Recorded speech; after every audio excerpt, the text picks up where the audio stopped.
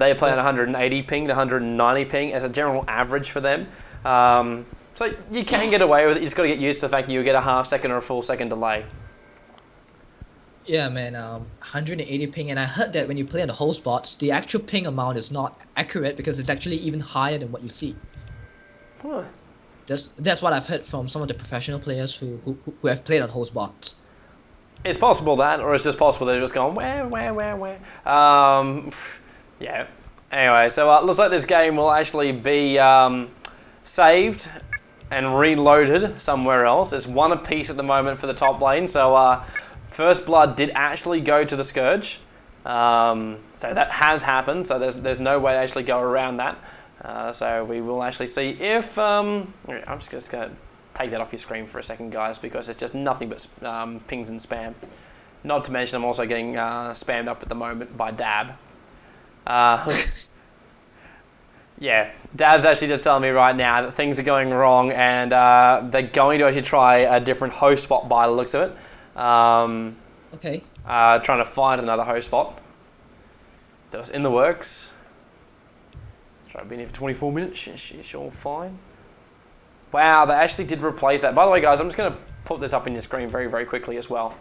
There you go. Batrider doesn't ride Syndra, and Syndra rides Batrider. That's for you. I can't believe that is actually... Oh, it really does look like Syndran's face. That's very, very disturbing. I can imagine. Yeah, actually, the call is KGO. They're still pinging up about 600 at the moment.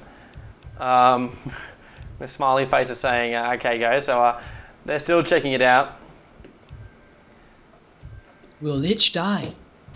Hey, they're going! They're going! We've actually got ourselves a restart back up again, so whoops. Oh, scatter shot, scatter shot! Let's get ourselves back in there. Scatter shot goes off, but it's too short. And Lich is actually able to escape for the moment. ES is actually using the Clarity Potion to try and catch up with the Fissure, but will not get enough mana in time. In fact, we'll now actually have to run from Spectra, who's pushing him the opposite direction. Dagger goes off. That will actually stop the Clarity Potion.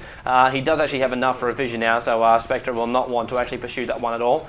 That will actually slow ES down, even though he's now going to come in and pick up the Illusion Rune. So that's both runes going the way of the Sentinel side so far. So Scourge being completely runeless this entire time. But we are at one apiece, and our game is moving again to Shadowcoust.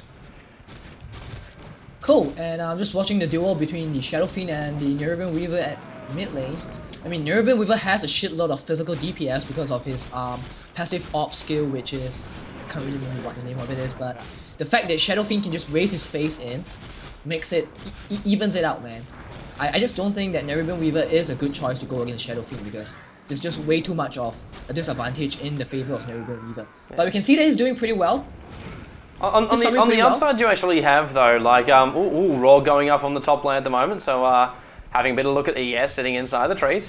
But I actually think it's a bit of a advantage for Free Winner. Once he does actually pop level 6, he will actually have that backtrack. So we see a Fissure going off in the top lane, CM just limping away with a dagger, basically leaving a trail of black blood behind her. But it's actually, you can actually jump back in time as the Navirian Weaver. So you actually have that ability, once you get burst damage from those razors, to actually say, you know what, that didn't happen, and then we just go from there too. So yeah, we're actually having people spamming up. Our Nincompoop is actually on top of it saying the bot will be reset sometime soon. So if Nincompoop is listening in, great to have you here. And thank you very much for actually being our admin for tonight, who was actually streaming out. So bot lane is actually something we haven't looked at all. The fact that actually Weaver having a great old go at Shadow Fiend here. We have actually seen the Weaver Wave, as we've now named it ourselves, going off there in Shadow Fiend, and he only just managed to survive on 140 HP. Yeah, man, but I don't really know why the Shadow Fiend is getting this pressurized this much. He's out of consumables and his bottle is empty, whereas the Weaver still has... Oh, the Weaver has a bottle herself. This is interesting.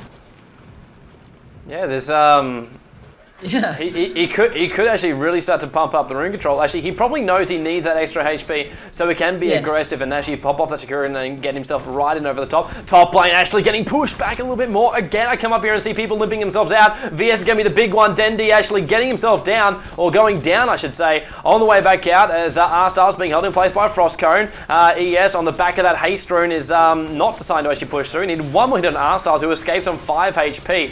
But ReJD is not quite happy enough to actually push that one up.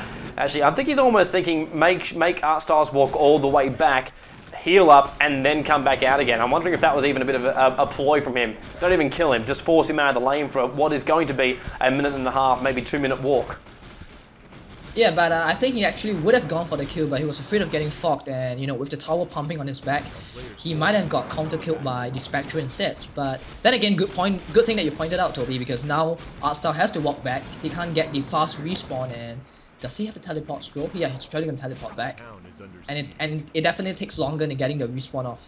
Yeah.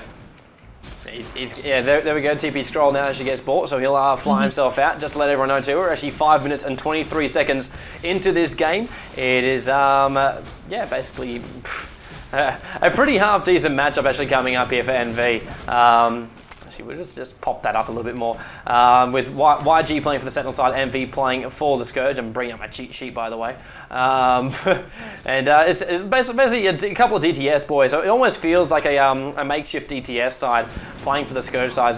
Windrunner actually pops level 6 down there on the bottom lane. Warlock was the first one to actually do it. Top lane, Raw goes off. Frost as well. Big range on that Frost. Just catching him on the side there. Bit of a mini stun comes off from Dwarven Sniper as well, running around on the top lane. Spectre now rejoined up on the top too. ES waiting for the right time to pop down that fissure. Lich comes in a little bit too close. That would have actually been a great time for the fissure, but we do see ES, who has fallen himself down a little bit further, so he actually gets himself out of the vision of a second Raw, which did come out from Vengeful Spirit. And still, Nibirian Weaver just farming up that mid lane, heading towards top, looking for the rune right now, or possibly kill. In fact, it's a regen rune. He didn't even have vision of that one, and was lucky enough to pick that one up. And now the free winner runs in there and he goes, you know what? That should have been mine, wasn't, and they leave the lanes. Yeah, but if you look at the Nibirian Weaver, he's actually doing pretty great for himself. He actually has more farm and more denies than... Oh, top again. Scatter goes off, just forces them back a little bit further. R-Star's being kept alive with that Frost armor, which is a little bit lower than it used to be from Lich, but it is still a boost to the armor, so 4 plus 3.4. Manages to actually escape from that one. But yes, we should actually have a look at that CS score of that mid lane.